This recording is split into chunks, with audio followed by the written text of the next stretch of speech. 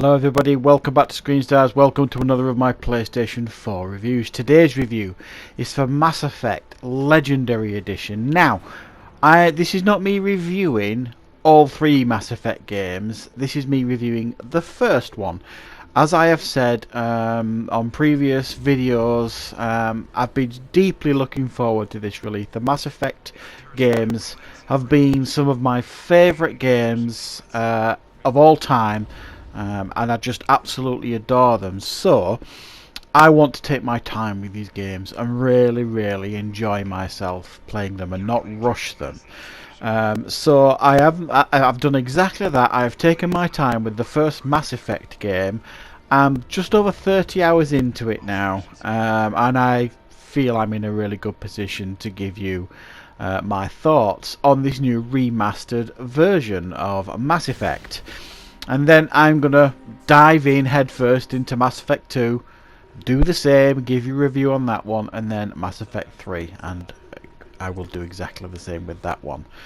So expect 2 more reviews in the coming weeks, as and when I get round to them. But firstly, the first Mass Effect. Now, what is there to say about this game that hasn't been said already?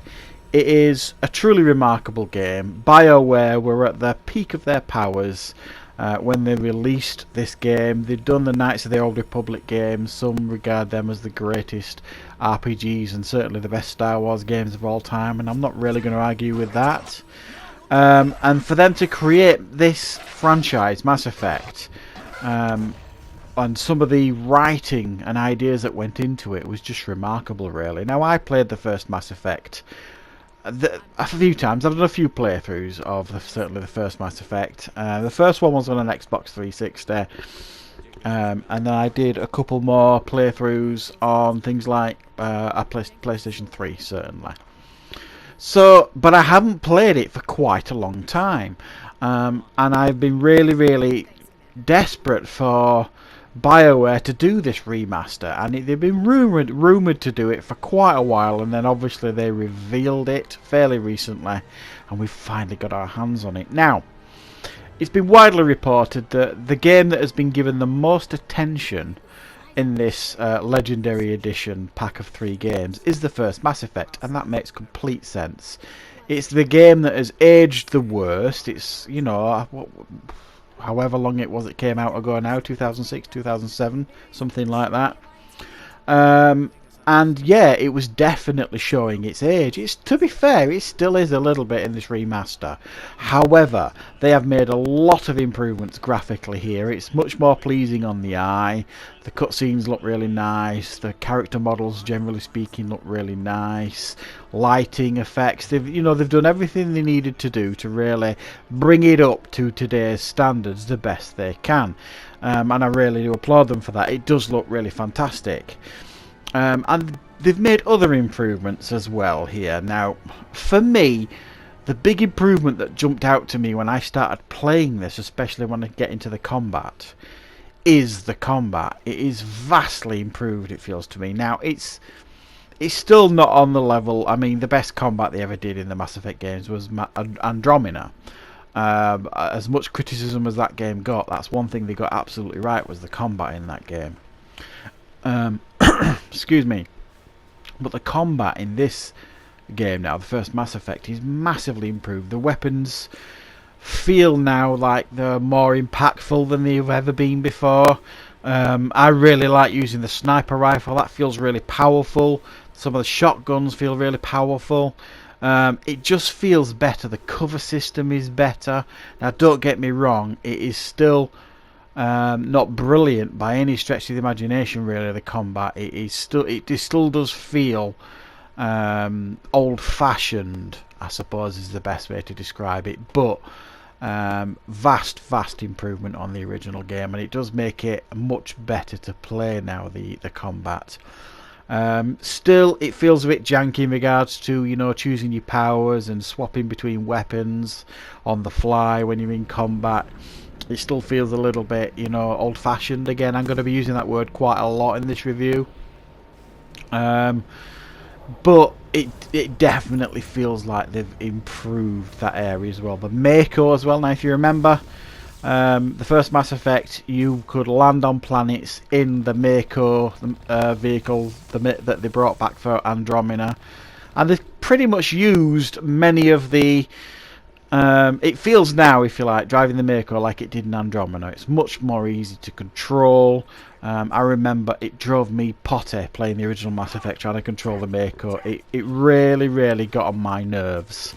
Nothing like that now. It's far easier to control. So they've made the game easier to play, much more accessible to play, and much more tolerable as well. So for those of you that are just pure RPG fans, you're going to be very happy. They've obviously not changed a great deal in regards to the RPG mechanics. They didn't need to.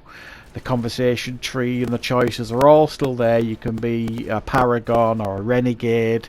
You know, you can do all them sort of things, making the choices in the game that you want to make. The leveling up system is very similar. They've just tweaked that ever so slightly.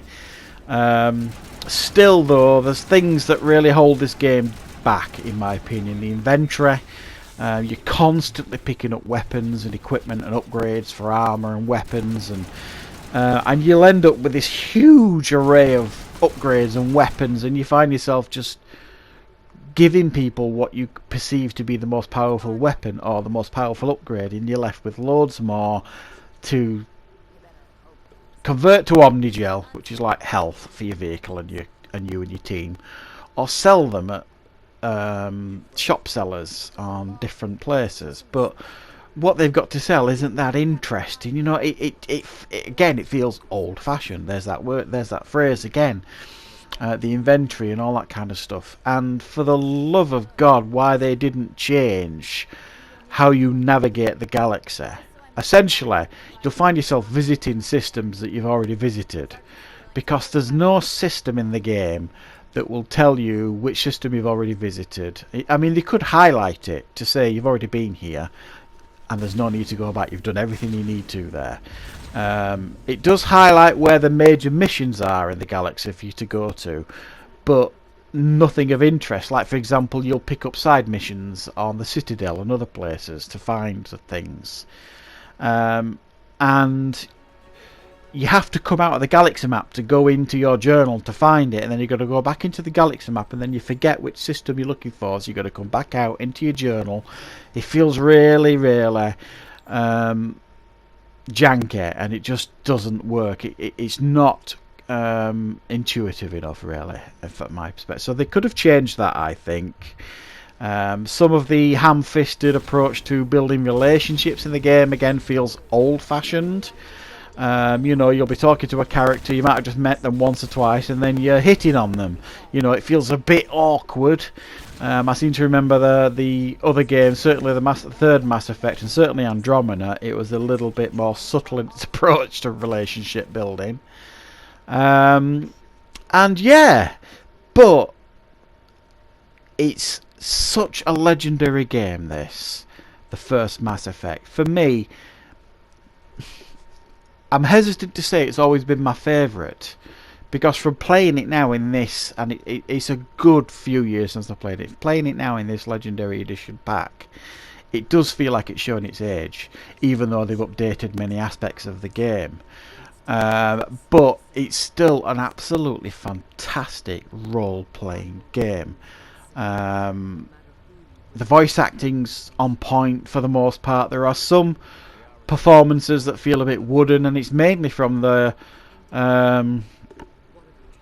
more established voice actors, I suppose, ones you might recognise. Some of it feels a bit wooden, but for the most part the voice acting is absolutely on point. It's a really enjoyable game to play still, and it's a game that I strongly recommend. I mean, if you've never played the Mass Effect games, you've no excuse anymore. So I've heard some people complain about the price, the fact that it's $59.99 in the UK, but you get 3 incredible RPGs that you could put 50, 60, maybe even 70 hours into most of them each. Massive amount of time to put into the game, hugely enjoyable. I'm really enjoying revisiting this game, so I've given it a 9 out of 10. It's a fantastic game. Yes, it's not aged brilliantly still, but they have updated that, I think, to make it much more accessible and much more playable for more modern gaming audiences. So thanks very much for watching, everybody. I hope you liked the review. I hope you found it useful. Stay tuned in the coming weeks. I will obviously get around to reviewing Mass Effect 2 and Mass Effect 3. Depending on what other gaming releases are coming out in the meantime. I'm considering getting Rust, the Sea of Thieves, what's it called, that piratey type game I'm probably going to be getting. So in between, I will be doing other reviews, but I will obviously be sticking to the Mass Effect games as well and get those reviews up for you as soon as I can. So thanks for watching, everybody. I'll be back shortly with plenty more content on the channel.